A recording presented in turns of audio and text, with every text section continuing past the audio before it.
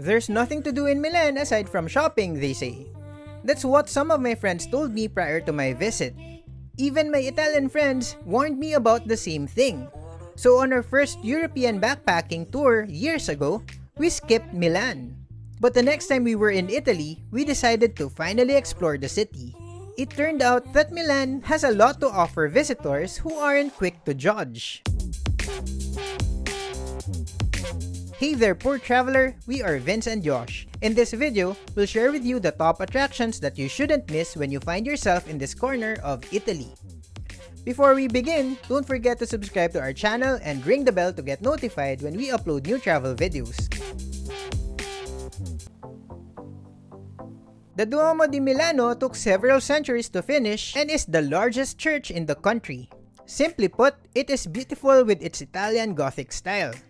Groundbreaking began in 1386 under the supervision of Archbishop Antonio de Saluzzo. You'll see the various influences and styles, and even the personal vision of the many architects that took on the project over the centuries. Many parts of the cathedral are open to tourists. Inside, you'll find baptisteries, crypts, an archaeological area, and a museum. The rooftops are also accessible by lift and by stairs, but entrance fees are collected for some of them. Here are the operating hours and fees for the Duomo itself. And here are the operating hours and entrance fees for the specific parts of the cathedral.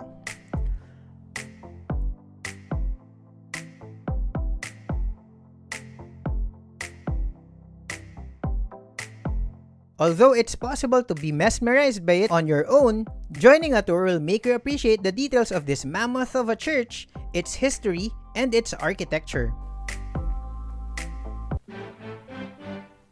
Named after the first king of Italy, this is the oldest shopping mall in the country. This 4-story building straddles 2 vaulted walking arcades and houses several luxury labels among others. It's so massive that it can stand next to the enormous Duomo proudly. It's also notable for its architecture, especially its glass and iron roof crowned with a grand dome. Porta Nuova is a modern, fashionable business district that is bursting with trendy dining, drinking, clubbing, and shopping options. It is also where you'll find the Unicredit Tower, the tallest building in Italy. For these reasons, Porta Nuova is often dubbed the New Milan, as opposed to the Old Milan, which refers to the historic center where the Duomo is located. Porta Nuova got its name from the neoclassic gate, which was erected in 1810 and still stands today. This unassuming church looks typical at first glance, but it holds something interesting inside. Its roots can be traced back to the 12th century, and at the time, there was a cemetery at the same site. But in year 1210, the cemetery needed to make room for more bodies. To solve the problem, the authorities decided to move the old bones into a small room. A small chapel was built next to that room, and centuries later, the church was enlarged. Today, visitors may see the countless human skulls and bones from the Middle Ages that adorn the walls of that room inside the church. Piazza Affari is a small square fronting the Palazzo Mezzanotte building, the headquarters of the Italian Stock Exchange. Completed in 1932, it flaunts a 36-meter-tall, part neoclassical marble facade embellished by works by great Italian sculptors. But it's not this remarkable edifice that will catch your attention instantly. The scene stealer is a giant statue of a hand with a raised middle finger and the others cut off. At first glance, it looks like the artist, the provocative Maurizio Cattelan, wanted to show the finger to capitalism. But the stock exchange people are positioned behind it, as though the hand is theirs and it's them that sends the dirty message to the world. By the way, the statue is called LOVE, Libertà, Odio, Vendetta, Eternita, or Freedom, Hate, Vengeance, Eternity. It was supposed to be a temporary installation, but the city decided to keep it. Officially named the University of Milan, The Statale University is one of the largest universities in Europe. Currently, it is made up of 10 faculties including law, medicine, humanities, and science and technology, housed in several heritage buildings. One of the most notable is the former building of Ospedale dei Poveri, or Hospital for the Poor. It was also called Big House. Established in the 15th century by Francesco Sforza, this hospital was groundbreaking and way ahead of its time. Patients were no longer cared for by monks but by real doctors of medicine. They were also separated by the type of disease, which was not the norm back then. After World War II, the building was given to the university.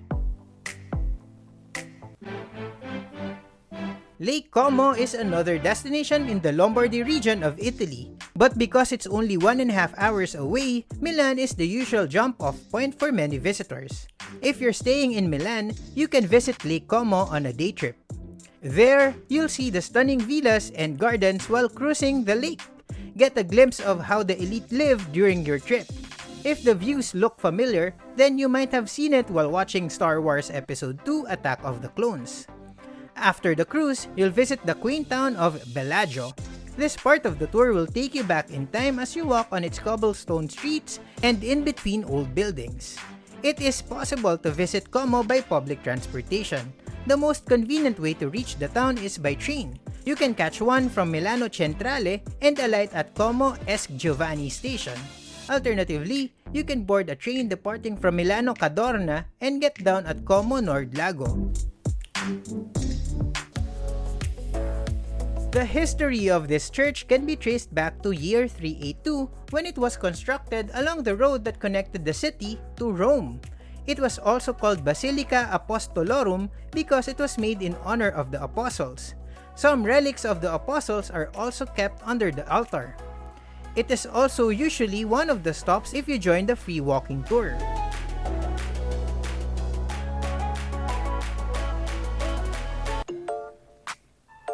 Opened in 1778, La Scala Theatre is one of the most significant ballet and opera venues in the world. For operatic artists, being able to perform here is the ultimate goal.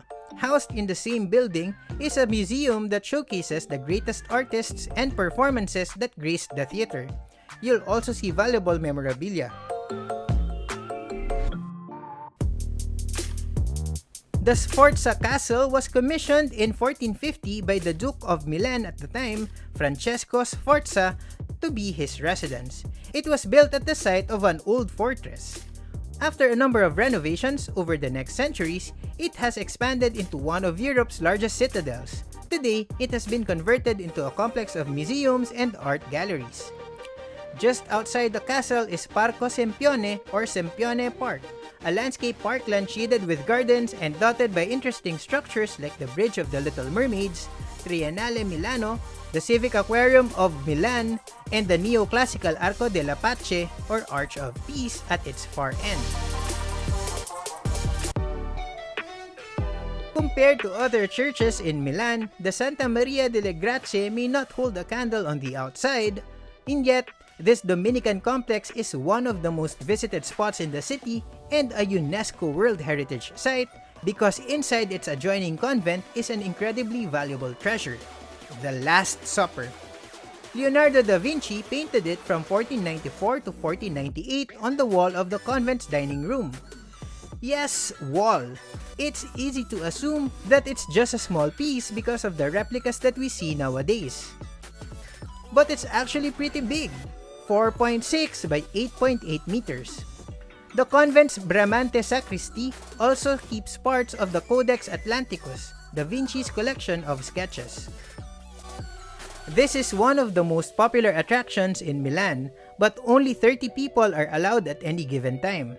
A visitor cannot stay longer than 15 minutes. Because of this time limit, it's difficult to get a ticket on the spot. It is highly recommended that you book in advance. You can do so online at the official ticketing website. Tickets are made available 2 to 3 months in advance and they sell out quickly. Scheduled tours are also offered inside at specific times, usually one in the morning and another in the afternoon. For the exact timings, check out the official website. If you're entering Milan by train, Milano Centrale will be the first to captivate you. It is the city's primary railway station.